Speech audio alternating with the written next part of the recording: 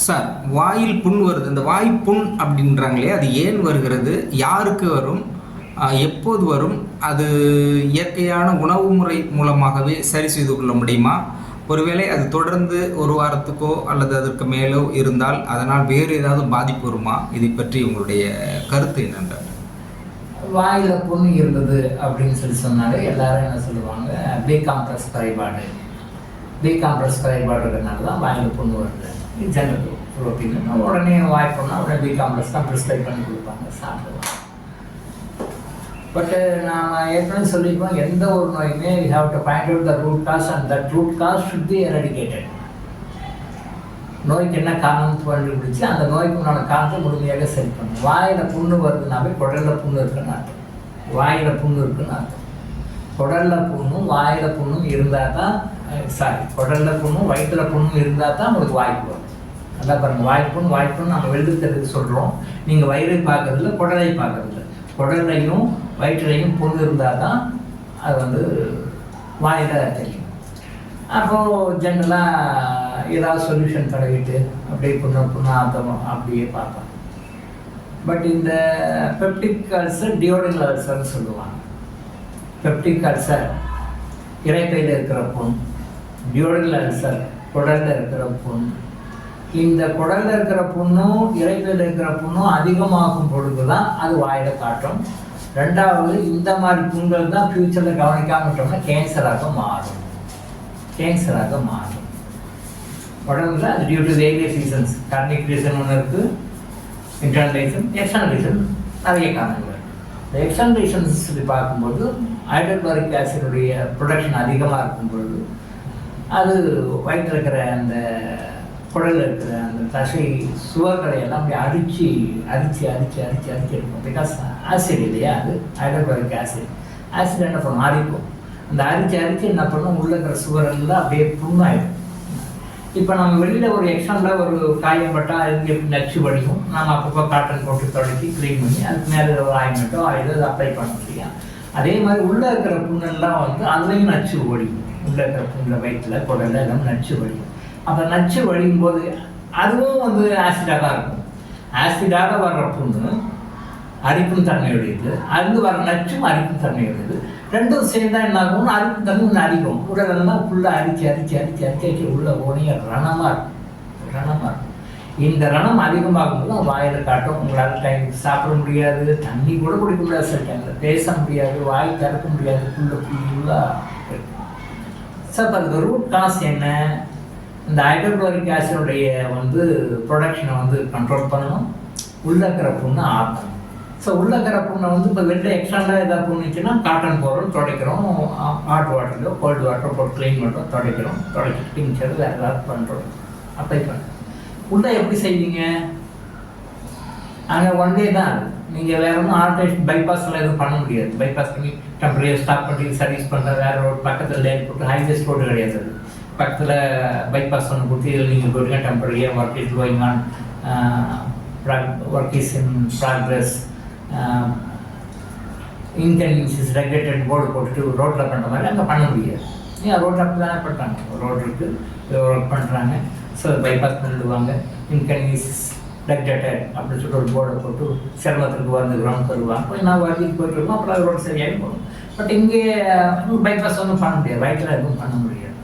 So உங்கள் சாப்பிட்ற சாப்பாடு டைஜஷன் அதே பண்ணணும், பிளட்டாகவும் அதே மாற்றும், உள்ள இருக்கிற அதே பண்ணணும். எல்லாமே ஒரே இதுவாக இருக்கும், குழப்பமாக உள்ள குழம்பிட்டு இருக்கும் இந்த ஆசிட்ல. ஸோ இதுதான் வந்து அப்படியே வாயில் சிஸ்டமோட பேட் ஸ்மெல் வரும். அந்த கேஸ் ப்ரொடக்ஷன் வரும்போது இந்த கேஸ் ப்ரொடக்ஷன் வந்து வாயில் ஸ்மெல், பேட் ஸ்மெல் வரும். வயிறு வாயெல்லாம் புண்ணாக இருக்கும், எரியும், அப்படியே நம்ம நெருப்பு வச்ச மாதிரி எரியும். நெருப்பு இல்லை, பட் நெருப்பு வச்ச மாதிரி எரியும். ஏன்னா ஆசிட் போட்டால் என்ன இருக்கும், ஆசிட் அப்ளை பண்ணிங்கன்னா எப்படி இருக்கும், எரியும் இல்லையா, அதே மாதிரி அந்த கபகப்பாவுக்கு உள்ளே எரியும். ஸோ இதுக்கு என்ன பண்ணணும், டைமுக்கு சாப்பிடணும். அந்த டைம் மீறி சாப்பிடும் பொழுது அந்த டைமுக்கு தேவையான ஆசிடு வந்து எக்ஸ்ட்ராவாக ப்ரொடக்ஷன் ஆகிட்டு அந்த எங்கெங்கெல்லாம் படக்கூடாது அங்கெல்லாம் படும்போது இன்னும் ஜாஸ்தியாகும். ஸோ டைமுக்கு சாப்பிடணும். இன்டர்னல் மருந்து எடுத்துக்கணும். அப்பார்ட் ஃப்ரம் பி காம்ப்ளெக்ஸ் இல்லாமல் வேறு சில விஷயங்கள்லாம் உள்ள தேவைப்படும். அந்த மாதிரி விஷயங்கள் எடுத்துக்கணும். கீரைகள் எடுத்துக்கணும், பழங்கள் எடுத்துக்கணும். உணவு முறைகளில் சில மாற்றங்கள் தான் பண்ணணும். சமைச்ச உணவும் சமைக்காத உணவும் ஒரே டைமில் சாப்பிடக்கூடாது. சமைத்த உணவும் சமைக்காத உணவும் ஒரே டைமில் சாப்பிடக்கூடாது. சாப்பிட்ட உடனே காஃபி டீ உடனே குடிக்கக்கூடாது. இந்த மாதிரி சாப்பாட்டை ஃபாலோ பண்ணுற வேண்டிய விஷயங்கள்லாம் இருக்கு. சாப்பிட்ட உடனே காஃபி டீ குடிச்சிங்க அப்படின்னு சொன்னால் அது உள்ள இருக்கிற புண்ணை அதிகப்படுத்தும். ப்ளஸ் கொலஸ்ட்ரால் ஃபார்மேஷனாக வழிவகுக்கும்.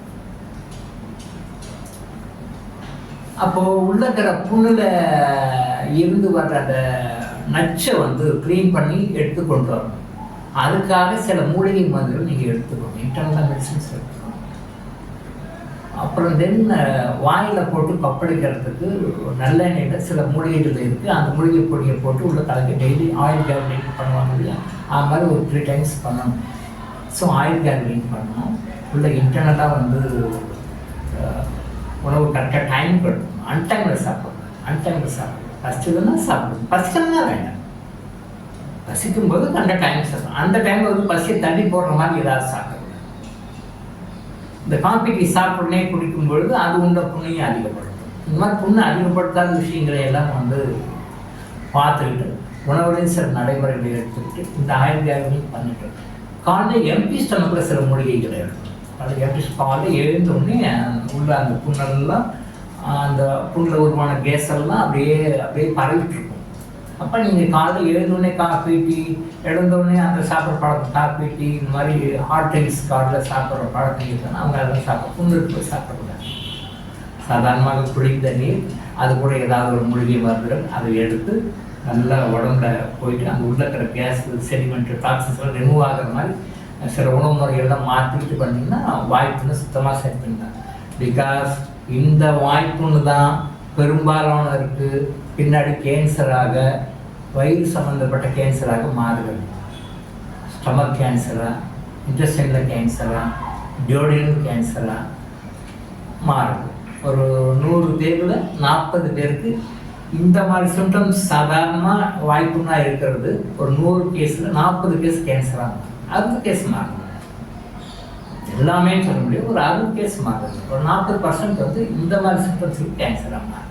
இப்போ கேன்சராக மாறக்கூடிய லைஃப் ஹிஸ்டரி பின்னாடி எடுத்து பார்த்தோம்னா once upon a time I was suffering from these problems சொல்லுவாங்க. இந்த மாதிரி சின்ன அதை கண்டுக்காமல் அப்பப்போ அப்படியே விட்டு மவுத் ஃப்ரெஷ்னர் போடுறது, மற்ற விஷயங்களை மேலே ஏதாவது ஆயின்மெண்ட்டு க்ரீம் இந்த மாதிரி அப்ளை உள்ளதே வாய்ப்புண்ணுக்கு அப்ளை எக்ஸ்ட்ரா வாயில் அப்ளை பண்ணுற மாதிரி இந்த மாதிரியெல்லாம் அப்ளை பண்ணிட்டு இருந்தால் அது சரியாக இதுதான் பெனிஃபிட். ஸோ இன்டர்னலாக உள்ள மருந்து எடுத்துக்கிட்டு மூலிகை மருந்துக்கு நிறைய மருந்துகள் இருக்குது. அந்த மருந்துகளை சாப்பிடும்போது தொடர்ந்து ஒரு 3 months ரெகுலராக எடுத்தாங்க. சுத்தமாக அந்த வாய்ப்பு நாளில் அந்த கேன்சர் வருவதற்கான சிம்டம்ஸை டோட்டலாக எரடிகேட் பண்ணிடலாம். ஸோ வாய்ப்புண்ணை சாதாரணமாக எடுத்துக்காதீங்க. வாய்ப்புண்ணை முறையாக ட்ரீட்மெண்ட் எடுத்துக்கணும். அதை ஆரம்பத்திலேயே சரி பண்ணி 0 கேன்சருக்கு கொண்டு போய் விட்டுரும். கேன்சராக மாறுறது நம்ம வாய்ப்பை கொடுக்கக்கூடாது. 0க்கு இங்கேயே ஸ்டார்டிங்கில் முடிச்சிடணும். மரமாக வளர்ந்த பிறகு அது வெட்டுறதுக்காக முயற்சி பண்ணி நம்ம நிறைய லேபர் ஸ்பெண்ட் பண்ணுறத விட அது செடியாக இருக்கும்போதே சின்ன இருக்கும்போதே கையில் பிடிங்கி தூக்கி போடலாம். ரொம்ப சிம்பிள். ஸோ இந்த எளிய முறைகளை பயன்படுத்தி இயற்கையான முறைகளை பயன்படுத்தி வாய்ப்புகளை சரிப்படுத்தி டாக்டர் இளங்கோ ஆயுஷ் ஹாஸ்பிட்டல் வழங்கும் விழிப்புணர்வு இது. தொடர்ந்து இது மாதிரி பல அவேர்னஸ் வீடியோக்களை பார்க்க நம்ம சேனலை சப்ஸ்கிரைப் பண்ணிவிட்டு பெல் பட்டனை ப்ரெஸ் பண்ணுங்கள்.